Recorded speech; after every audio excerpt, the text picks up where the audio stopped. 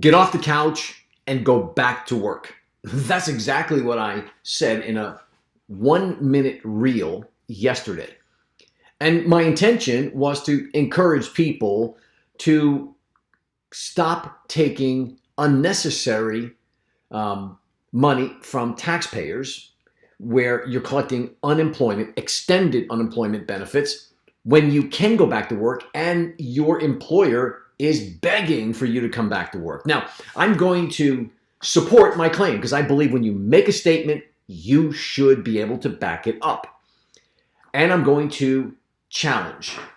I know that this is going to be a hot topic for some people because I already got some pushback on my reel yesterday, and I'm going to actually address those claims. Now, let me start out with this. I believe that the person who makes a claim needs to support it. Stop and think about that for just a minute. We live in a time today where more information is available than ever before in history. And probably because of the internet connecting us together worldwide and then social media platforms, people have the ability now to not just look information up, but people are putting their opinions out there. They're making statements. Now, here's the problem. Not every statement, not every opinion weighs the same. Here's what I mean. Some people are giving information based upon either a bias where they haven't done the intellectual work to be able to support it accurately, and they're filtering it through a self-centered lens. Now, we're all probably guilty of that at different times, and including myself. So I'm going to put that out there, but I really work hard at trying to do the mental work to have an opinion that with people like you will be more heavily weighted, right? Which will have more credibility so that you listen to it and you go, this guy makes sense and he can back it up with certain documentation or certain scientific studies. But today, everybody puts stuff out there. Said not everybody. Most people can put stuff out there and other people are buying it hook, line, and sinker and repeating it as if it were gospel truth. And that's not correct. So let me talk about my position based upon what I said yesterday. Let me support it and let me put it out there so you are very clear about what it is I am encouraging my fellow Americans to do. Number one, we're coming out of the pandemic. Now, I know there's a little spike going on right now, but we are essentially worldwide and even in the United States, we're coming out of the pandemic. And businesses have been hurt. People have died, people have been sick, and people have suffered economically. And I'm very sensitive to all of that. And that's a reality. And many people had to be laid off from their jobs because businesses were closed. And thank God, unemployment that you paid into help reimburse you and help get you through a difficult time. But here's the problem. Many people today, as businesses are opening back up, many business owners are struggling to get their help back. Now, if I'm speaking to you, that's okay. You just listen to me. You don't want to listen to me? Turn me off. It's okay. But I know that most of the people out there who have good work ethics are going to be in agreement with me because there's some science behind it, plus there's a moral implication. And if a person who was on unemployment because the job shut down or had to cut back because of the pandemic, hey, listen, get you. No problem. I'm with you. But if your job is opened back up and they're asking you to come back, but the United States government provided money from taxpayers to extend unemployment benefits, well, then I have a problem with that. If you can go back, you should go back to work, even though you may technically be able to get around this rule of saying, I'm going to stay home and make the same amount of money as if I went back to work. So why should I go back to work? I can just, sit on the couch. And this is a metaphor, right? So don't get your shorts in a knot if you think, well, I'm not sitting on a couch. I'm out in my yard working. But that's okay. But when you should be working, and you can be working, I believe you have a moral obligation to actually go to work. Because the entire country and economy is based upon the ability for everyone to engage in capitalism, in business, where we exchange our money for goods or services. But somebody has to be there to provide the goods or services. And small business America and even big business America depends upon a workforce. Now, I think that makes perfect common sense to me, and maybe you disagree with me, and that's okay. I'm perfectly comfortable with people who have differing opinions, as long as you're willing to support your opinion. Now, yesterday when I did this, the 1 minute and said, hey, get off the couch, go back to work, because if you can work and there's work available and your employer needs you, get back to work and stop living off of taxpayers' money. And some people, jumped kind of on the bandwagon and they said, well, I paid into that. That's my money. No one gave it to me for free. And I went, look, unemployment, you pay for. I get it. And employers match it, right? It's a backup fund. There's a purpose for unemployment benefits. When you're laid off because downsizing of companies or not enough work, whatever it might be, those benefits are there to carry you through, to bridge you between that job and another job. It's a bridge. And you put money away for that. And I'm perfectly respectful of that situation. And I support you. If you get laid off, like many people did during the pandemic, you should collect your unemployment benefits. But the extended unemployment benefits had to come out. Now, you didn't pay for it, right? You didn't double your workload and double your payments. You were given money from the taxpayers' fund to help people survive or get through the period of time. And I'm still okay with that if there's no work or jobs available for you. I'm contributing money for it, right? I'm paying taxes. But now that the economy's ramping back up, you should go back to work if you can and your job is available. Even if you make just as much money staying home collecting unemployment as you would if you went to work. That's my argument. And I believe it's sound. And I believe there's even scientific principles behind it, because one of the great challenges that people have come up against throughout the entire pandemic was isolation, not working, all these different things increased the levels of anxiety and depression amongst people. And people also got sick as a result of their immune systems being suppressed from a multitude of factors, but those were included in it. So if you go back to work, is there a psychological and physiologic benefit? I think the research is pretty clear about it, that people who feel like they're trading their value of what they do for a paycheck, and then they take that paycheck and they trade it for other things like food and gasoline and car payments and for other things, right?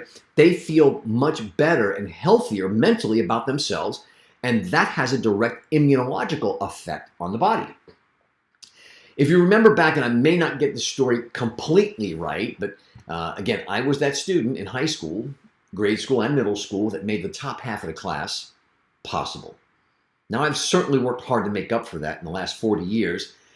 However, what I remember about the end of World War II was that many men came back from the war and we were suffering from a depression, and it was an economic problem.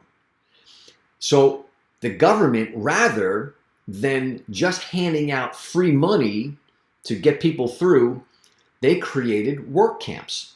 And men would come to work every day and do viable work that made a difference. They would help build bridges, clean streets, build roads and stuff like that. They did lots of constructive work. And then when that work ran out, the government would have them go out and make work, right? In other words, go out and dig a hole here, a big ditch, and then the next day, go back in with the team and fill it back in. Because they understood something, that a human being was deriving their self-worth and their identity by trading the value of their work product for a paycheck. That hasn't changed. That's human psychology. When you do something and you receive in kind the value of what you've just traded, of your work, your intellect, your skill set, you feel much better by spending that money. You feel like you earned it. So there's a psychological and physiological reason I believe people should get off the couch and get back to work if you can. And there's a job available. Now, let me give you the context where this comes from. I live in Florida. I recently went to Pennsylvania I visited my kids, but I also went to a 3-day conference. And 2 of the days we went out to eat, the manager of the restaurant sat us, waited on us, went in and cooked the food, and served us. I talked to managers each time and they said, we just can't get people to come back to work. People were being offered their jobs back, but they weren't showing up to actually do the jobs. I see that as a problem. Now, there's a moral problem, right? Now, as a Christian, or if you're a Christian or a Jew, you should be able to look at the book of Proverbs and look at Solomon's writing, and it says that if a person doesn't want to work, they shouldn't eat. So there's a principle that's built into the fabric, at least of Judeo-Christianity, and I believe Islam would be the same thing. Now, maybe you practice something else and you don't believe in it. That's okay. But there's a moral imperative here. There's a psychological benefit and a physiologic benefit, and it'll benefit the entire country and economy and benefit you in the long run if you stop taking money, putting us in more debt. And I'm not blaming you for making that money available. You just should refuse it if you don't need it. Now, I'll give you an example. I have one of my sons and my daughter-in-law have 3 children, and they get some assistance because one of my grandchildren has some learning disabilities, and they're getting some help, right? But they both work all the time. And my daughter-in-law works part-time, been working at the same company for a long time, and my son works full-time. And they work around each other's schedule so they have someone to stay with the kids. They're hardworking people, and they are just struggling to keep their head above water. So here's the second thing somebody said to me: pay a fair wage. Now that brings up a very interesting topic. What's a fair wage? See, if you make the claim, step up and support it. Because here's what I hear you saying. Well, give me money that allows me to live at the level of lifestyle I want to live in, no matter what my skill set is. Now, maybe that person didn't mean that. So I'm going to actually break it down and ask some questions to anyone who would agree with that. What's a fair wage? And how do you determine what a fair wage is? And let me ask you some questions. If a person goes to school, high school, graduates, goes on to college, spends the money for 4 years of education, graduates, goes on and gets a postgraduate degree, maybe they become an attorney, a doctor, a nurse, whatever it might be, right? And they put this extra time in, and they've got school bills. Like medical doctors graduate with probably over $500,000 in educational bills. Chiropractic students, doing my chiropractor by background many years ago, right now $250,000 to $300,000 worth of debt they're coming out of school with. So they're paying not only with their time and their energy, while they're not working, they're going to school. Should the skill set of delivering good health care to people pay more than somebody who works in a fast food restaurant? And I hate to say it, it's not meant to be demeaning. I own fast food restaurants, right? Maybe somebody who's like tossing pizza, or somebody who's flipping a burger. You know, it's a skill. You have to learn how to do it properly. But is that skill set equivalent to the skill set of a brain surgeon, a chiropractor, a nurse, an architect, an engineer, a professor in a college, or a teacher in a school? The answer is, I believe that there is a different value based upon the skill set and the services or the goods provided.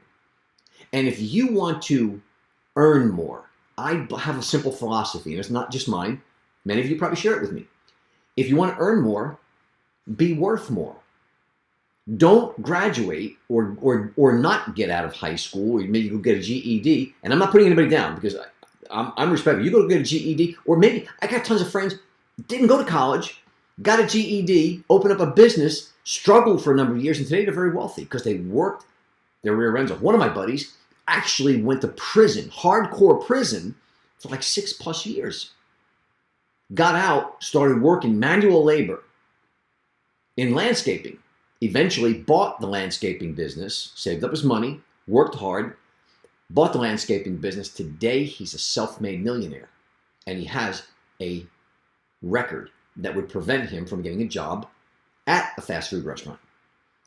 So when somebody says to me, pay a fair wage, it's very open to interpretations. What do you mean by that?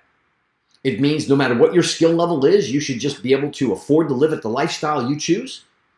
Now, I'm not being facetious. Well, if there's a single person have a different need for a fair wage than a person who has 3 children, I think that there's different levels of needs for how much money you need to live on. And if a job is willing to pay a certain amount, you have the opportunity to say yes or no. You don't demand and say, well, you got to pay me more for that. But the prevailing wage in that area might be between a certain range. If you want to earn more, be worth more. Go study more. Go to school. Get a trade. Apprentice under somebody. Be motivated to become more if you want more. And I'd say this with love because this is just the way it works. If you sit there and you think that there's the oppressor, the people who have, and I'm the one who has not, I'm the oppressed, I'm the victim, you have bought into the narrative that Karl Marx preached to start Marxism, which eventually led to communism. Not a good philosophy, not a good world view or ideology. It's never worked. It's a failed experiment, and it's horrible. Because what it does is it pits people against each other. Rather than saying, hey, listen, if you will study more, or if you will learn more, you will work harder, you'll outdo your competitor, you'll actually get more as a result of it. Now, I know that there have been people who own companies who have taken advantage of other people. I know there's wealthy people taking advantage of people who are at their mercy. I get it. All those things are true. Have people been profiled because of the color of their skin or their ethnicity or their gender expression? Absolutely. And all those things are wrong. That's not our discussion. Our discussion is your value for what you do and what it's worth. And should you take money when you're quite capable of going back to work and the job is available and you can earn that money? That's really the discussion. So I'm going to stop here. You know my opinion. I've given you some support of it and backed it up. For those of you who think that you should feel entitled to just collect these unemployment benefits until they don't pay you anymore, then you'll go back to work and you're capable of going back to work now and the work is available, hey, tell me why that's okay. I'll listen. And then if you're one of those people that believe that just carte blanche, you should just get a fair wage, we haven't even talked about what that means. Does it mean somebody should pay you more than you're worth just so you can live at a lifestyle that you think is fair? I got a problem with that because it just leaves the door wide open. Support your position. Think intelligently. Don't just respond in anger. Don't just filter through your bias. Have an intellectual discussion. You don't need to get mad or angry or mean with me. I'm not mean with you. If you differ from my opinion, God bless you. I believe this is America. The men and women have fought and died for your right to express your opinion is there. I'm just going to ask you to consider if your opinion is worth people listening to. Will you support it? Hey, this is Dr. Ron. Leave your comments below. If you like what I had to say, subscribe it, share it with other people. And listen, love your feedback. So thanks very much. Talk to you again soon.